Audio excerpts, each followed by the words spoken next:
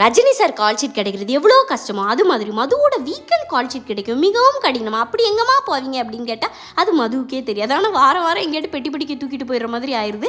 இந்த வாட்டி சென்னை கிளம்பியாச்சு. என்னடா வயிறு கடவுடன் பசிக்குதேன் ஆம்பூரில் பிரியாணி சாப்பிட்லான்னு நிறுத்தினா இருக்கிற இடம்லாம் ஆம்பூர் ஒரிஜினல் ஸ்டார் பிரியாணின்னு போட்டிருக்கே தவிர எது ஒரிஜினல்னு தெரில. இதே மாதிரி தான் திருநெல்வேலி புது பஸ் ஸ்டாண்ட்லேயும் ஃபுல்லுமே ஒரிஜினல் இருட்டு கடை அல்வா இங்கே கிடைக்கும்னு போட்டிருப்பாங்க. வெளியூர் ஆளுங்கன்னா வந்தாங்கன்னா கன்ஃபியூஷன் ஆஃப் த டிகாஸ்னா போயிடும். ஆனால் சும்மா சொல்லக்கூடாது, ஆம்பூர் பிரியாணி செம்ம டேஸ்ட்டாக இருந்துச்சு.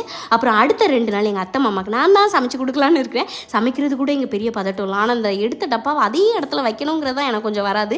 இன்றைக்கான அசைன்மெண்ட் வெரி சிம்பிள் தான். வெறும் சட்னி மட்டும் தான் பண்ணணும். அதுக்கான ரெக்யர்மெண்ட்டும் ரொம்ப சிம்பிள் தான். உப்பு உரப்பு மட்டும் கொஞ்சம் கம்மியாக பண்ணணும். ஸோ டக்குன்னு முடிச்சிட்டேன். கொஞ்சம் இம்ப்ரெஸ் பண்ணலான்னு அந்த சிவப்பரிசி மாவு அரைச்சி வச்சுருந்தேன். அதை கையோட பெங்களூர்லேருந்து தூக்கிட்டு வந்துட்டு நைஸாக சுட்டு கொடுக்கலான்னு பார்த்தா என் கரகம் அது தடிமாடாக தான் வந்துருந்துச்சு. ஆனால் கொடுக்க முன்னாடி நம்மளே கிச்சனில் ரிஹர்சல் பார்த்துக்கலான்னு சாப்பிட்டு பார்த்தா அடி பொலி என் கண்ணே பட்டு விடும் போல்.